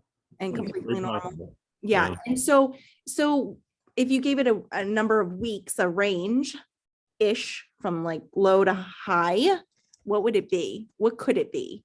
Like, Well, like Deanna said, from like a week to 5 weeks. right, okay. If I have to wait 5 weeks, I don't think I have the patience for that. I'll tell you what, though, I started a KA Rosie Joe like 8 weeks ago, and it just pushed out an eye Ugh. like a week ago. So if I would have tossed that, I would have been out some money. Yeah. Would have, right. Yeah. But We if call you're those- waiting 8 weeks from now, Well, Yeah. Those end up being our compost tubers. yeah, They're the ones we find growing in right, September on the edges of the compost pile. exactly. Where's your compost pile at? In a big field. Well, maybe- To go maybe scavenge digging. through it. Tammy's coming by. I'm coming by. I think you have to look at the quality of the tuber, whether it's solid, the neck is not broken or damaged. And if you have a crown that, even if you can't see where the sprout's gonna come from, that there's just a good piece of solid crown for it to bud out. I would give it patience and keep it, if it's in a cool area, maybe move it to somewhere it's warmer. So just accelerate it. Okay. Thank you. It does take some patience, I must admit. Mhm. And you I find have to them- you admit, find I some was good ones in the digging. county. I do too, Tammy, sometimes. When the speaker mentioned that she was digging to see if they were grow, I did that last year. Mhm. Mhm. Well, some members are thinking of a question. Jackie, could you bring us up to date on the digest? Well, I'm hoping to have it out next week sometime. And it's a little longer because, we're covering more time, May, June, July, August. So it's 4 months. Mm. But I have all information about all the programs, and we have that section where people wrote little blurbs about Dave. Still hoping to get some more. Did you get Pat Sadatakis? I don't think so. Did I? Oh, get- it's very nice, and it's You can a little lengthy. edit that if you need to. It was kind of long. I got carried Well, away. it's a little long, Pat, but it was wonderful. Did you send that today? Jerry told me to send it to him. Yeah, I'll forward that to you. Oh, We're okay. having computer problems, Jackie. Oh, I am too. I've lost so many things. I don't know. Things are happening that have never happened before. I've had emails from 2 years ago suddenly inject themselves in my current emails, like 10 or 20 of them. Has anybody ever seen that happen? This computer's on its last legs. That we need a new one. It's frustrating, especially when you're trying to do a newsletter. But I'll get it. I'll get it done. Thanks, Jackie. Pat is the subject of our meet a member. Yeah, If you run out of space, just take me out till someone. I just need those pictures. I sent you an email about that. And, Jerry? Tony has a column and Ron has a column. And I don't know if anybody saw what I wrote on the side there, but Ron said he judges when to plant his by the horse chestnut trees and the flowering. And he sent me a picture of the flowers on a horse chestnut tree, which are beautiful. I had no idea how pretty they were. And he said that's when he plants. So for what it's worth, we're a little further north, so I don't know if that would be the same here. But then, of course, we're closer to Lake Erie. No, I don't know. Lori or Kelly or John, anybody have, Coletta, anybody have questions? This is your time to ask.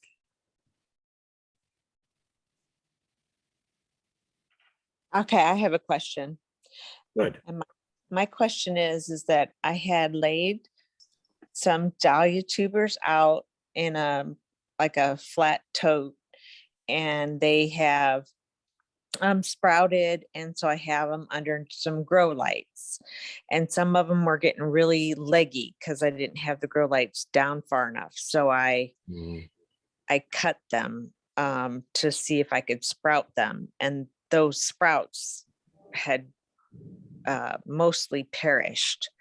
So my question, I do have like another couple that are really nice, and I don't really want to cut them just to have them die.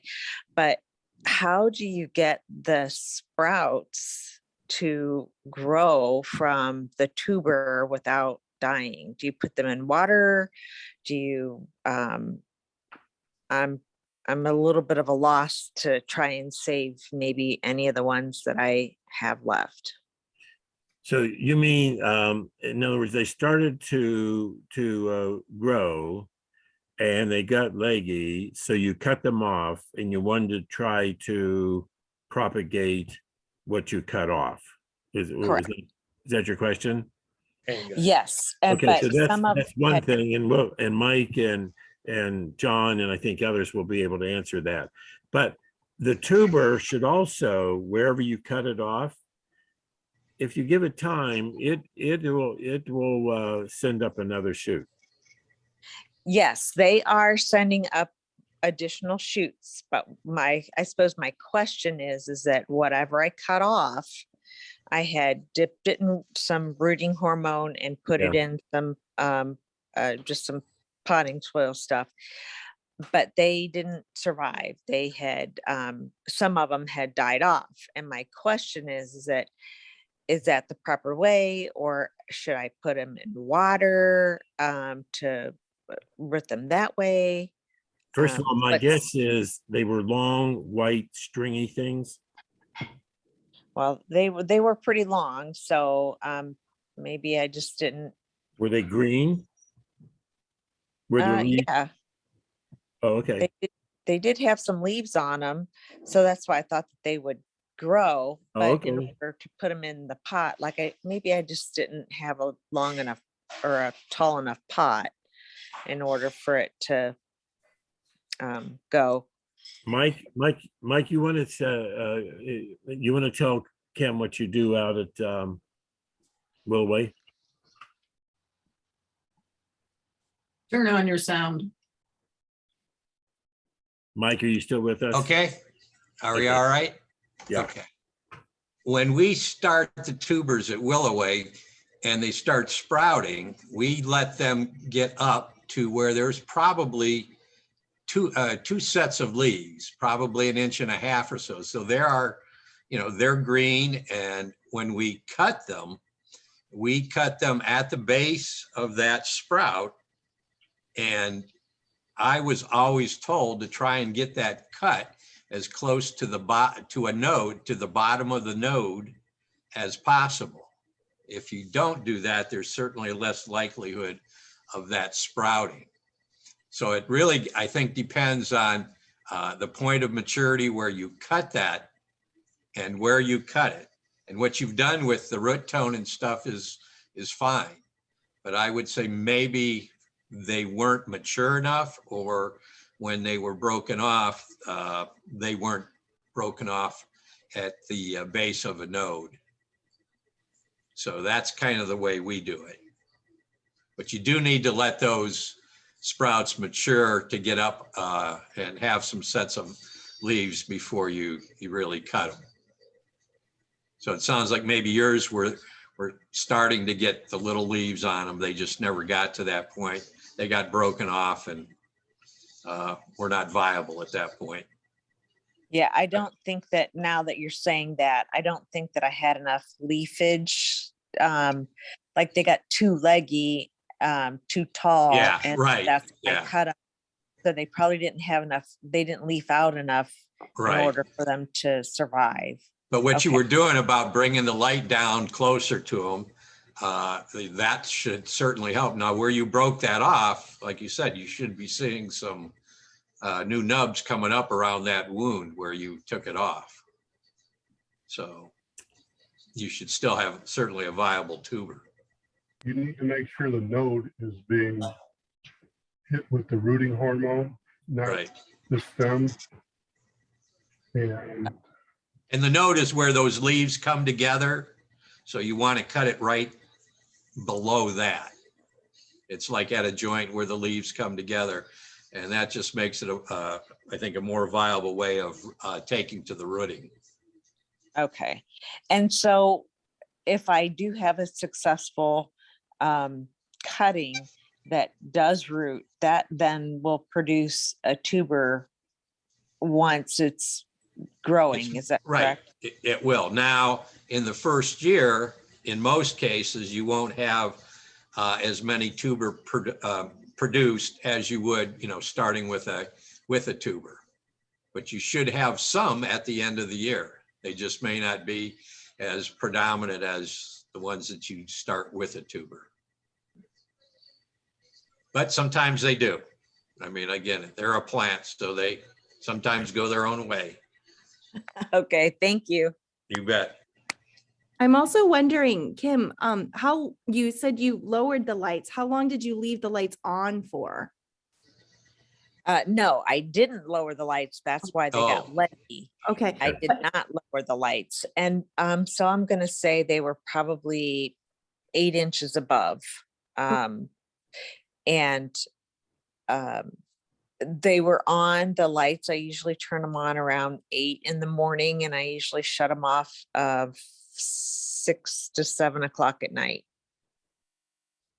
The other thing is that Mark mentioned to us last month was the intensity of the light.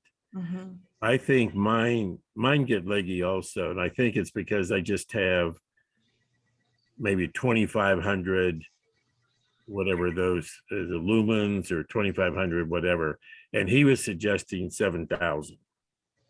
No, he said anything over 5. Mm-hmm. I think Mark, you're still on, right? No, he sat down and he got back up and there he's back. So Yeah. Mark, what's the intensity of the lights that we should be using for growing inside? Oh, as bright as they come. I use I use fluorescent, but I use those T5s. And when I start plants or seedlings, for example, they are literally 2 inches from the bulbs. And any of, germinating zinnia seeds or anything like that, the seedlings will be really nice and stocky if you put them right up next to the grow lights. And so your dahlia tuber growths would do the same thing. It's one of the reasons why, for me personally, I don't start my dahlia tubers that early. Mine are still, I'm trying to keep them cold for 50 degrees if I can in our garage. I don't open our garage door during the day on these warmer days. They're still wrapped in plastic, wrapped in cardboard boxes. I've got so many other plant hobbies that I've got to get working on first. I kind of put my dahlias off until early May, and that's when I'll take them out. And I give them about 3 weeks.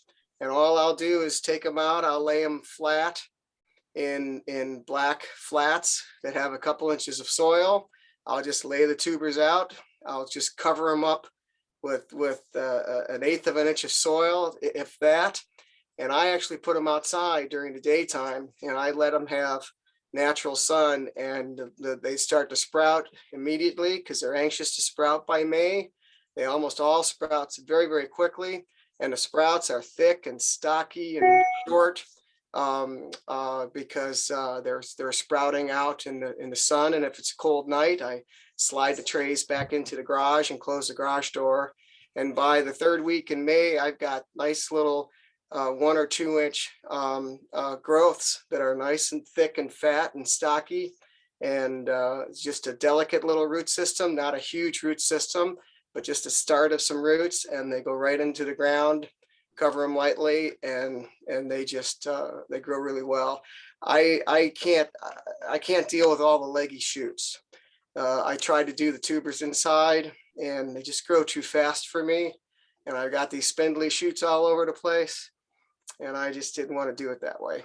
But if you're going to use grow lights, put them right up as close to the grow light as you can get. And remember, light is cumulative. It's a combination of intensity and length of time. So if you can't give it intensity, give it length of time. And what's the like minimum length of time, do you think? Well, a plant has to have a dark period to complete its complete photosynthetic life cycle. So you don't want to go past, you probably don't want to go past 15 hours a day. And that's assuming you even want to run your lights for 15 hours a day. But you've got to give your plant at least 6 hours, 6 hours or so of darkness. Okay.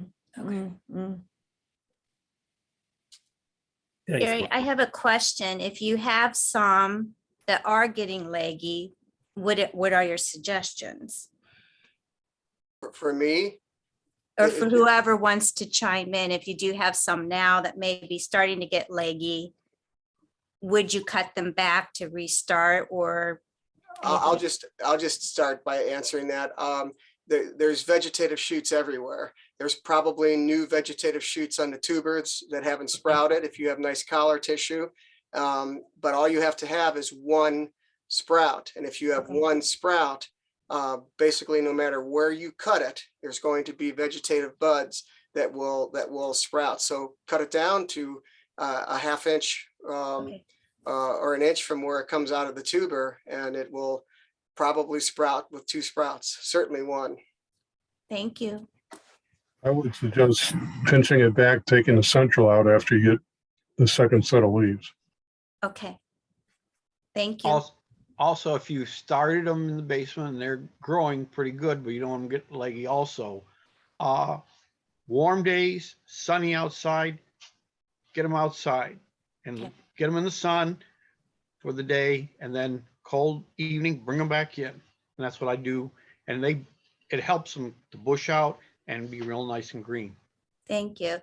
They were tubers ordered and sent to me that were already sprouting quite well, and they were sent quite early from other growers. So that's where I was in a little bit of a dilemma. They were already growing quite well when they were sent to me. But thank you. Good problem. Anybody else? I have one quick question. Yes. I did start some tubers, in pots in the basement. And I know I'm not supposed to water them too much, but like how much water do they get before you start to see that sprout? Just a little sprinkle of water? Yeah, even if that. If you go to the ADS website, dahlia.org, yes. Harry Rossetto has a really nice article right on the front page, and as how he starts them. And Okay. he really says, they don't, all of the energy is in the tuber. It doesn't, until you get growth, you really don't want to water very much. I think he missed them. Okay. The only time I add water is if I'm buying that Pro Mix compressed dirt, that is super, super dry. And that I'll add some water, but that soil's never super moist or anything. That's the only kind of soil that otherwise, if you're just buying bag stuff, usually it has some kind of wetness to it. But yeah, you don't need to water. Okay. Yeah. Okay. Thank you. Jerry, can I add one other thing on Go ahead, lighting again?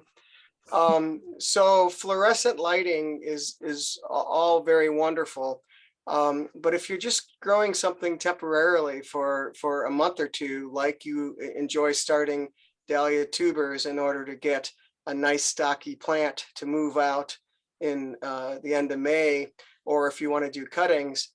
And if you just have a typical basement with maybe something you can hang from the ceiling, I see people who do things like force flower bulbs in spring, or they do things just seasonally, like what we want to do with dahlias in spring. And they'll take something as simple as 2 of those wood horses, and they will take a 4x8 sheet of wood and set it on top. And they'll buy 2 of those high intensity discharge lamps, like the sodium lamps. You can buy them. It's all readily available now. They're relatively inexpensive because of the marijuana market. Everybody's lighting up their basements more ways than one. And you can buy these high intensity lights. You hang a couple from the ceiling over your 4x8 board that's on a simple little wood horse, and you have a wonderful growing table. And you could line up all your flats and pots. You could grow them for your April and May, and you'll have very nice, stocky, thick cuttings, because the light intensity is multiple times greater than the fluorescent lights. And you would never have anything leggy. So if you want to grow lots of them, do it that way. If it's just a handful, shove the plants up against your fluorescent lights, or do it only in May and haul them out, slide them out from your garage out to the driveway during the daytime. Nice, Mark. Mark, there's a further advantage to getting them off the ground in your basement is the temperature of your basement floor. I found about an 8-degree difference from having them on the concrete versus 3 feet off the ground. It's a very positive thing to have them off the ground.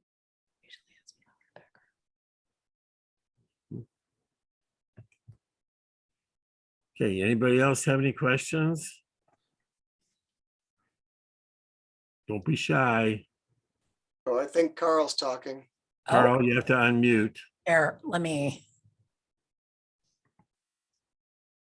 Carl, you have to unmute. Carl, hit your space bar.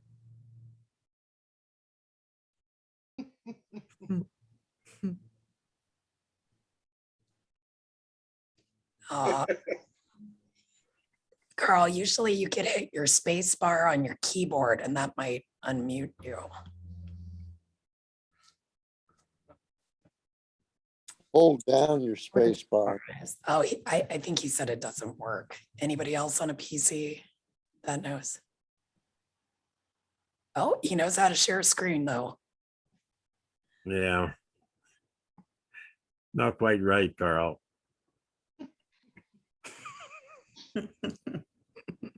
Got a question. What happened? Yeah, Carl. Carl, if you hold the space bar down like you would a button on a microphone, and then you can talk. No, you're still muted.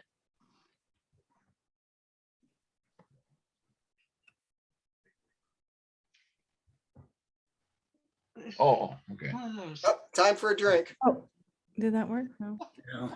Yeah. Whoever's the host can go into the participant screen, and there's a button there that's ask the person to unmute, and it sends them a link to unmute. I did it 4 times. Oh. Yeah, I know Oops. Carl, and that won't help.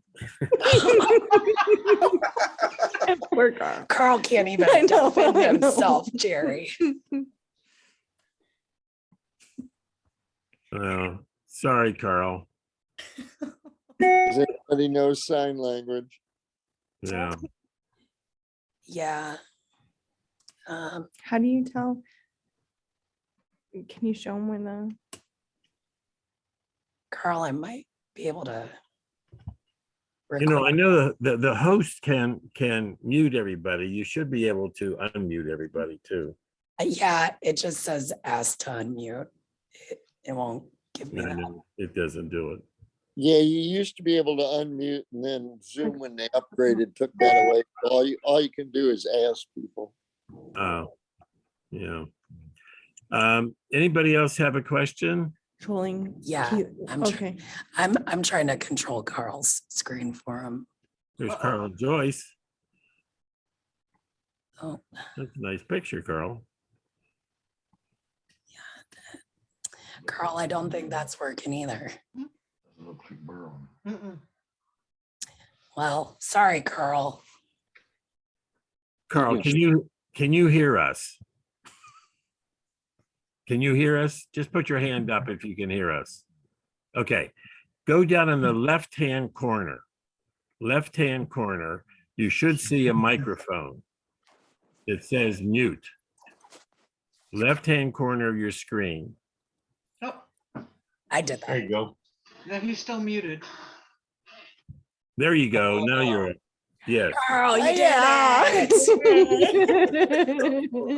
I got to learn how to. Okay, now for my unimportant question. My dahlia tubers didn't winter over very well, and I was worried about them. And I talked to Jerry, and he said, put them in a plastic bag and mist it. Well, along with vermiculite and mist it. Has anybody else tried that? I have seen people online doing this lately to wake them up. They're putting their tubers in a plastic bag, some with soil, some with vermiculite, misting it. And sure enough, those tubers are starting to sprout and eye up. So, you know, Golly, I hope that's right, because most of mine look too dried out. But Jerry said, well, put them in a plastic bag. They still may come alive. They still may show an eye. So I'm hoping. Carl, I store mine in the vermiculite, and when I bring them out in the spring, some of those are already sprouted, and I've left them all in the vermiculite. They're still in the bags of vermiculite, and they're all sprouted. So I think if what Ron told you, that might bring them back, right? Okay, great. Do you close? Did he say to close the bag? He to seal the bag after you missed it or not? I usually do not. Right. Close it a little bit. I mean, you can do that. But don't seal it up. Entirely close it, right? Yeah. And keep it somewhere where it'll be a little warm, and I'll bet you see some of those sprout. Yeah. Well, good. Otherwise, I'm going to be at the tuber sale big time. Good deal. Carl, I think I have some extras. So you come and I'll have extras. I'll look you up immediately. Thank you. Mike has many to say. That's all I have. Thank you. Thanks, Carl. Okay, anybody else? It's a little bit after 9, so I don't want to go too much longer. Don't hesitate to email me, Moreno, MORENO @jcu.edu. My email's on all of the emails that Nancy sent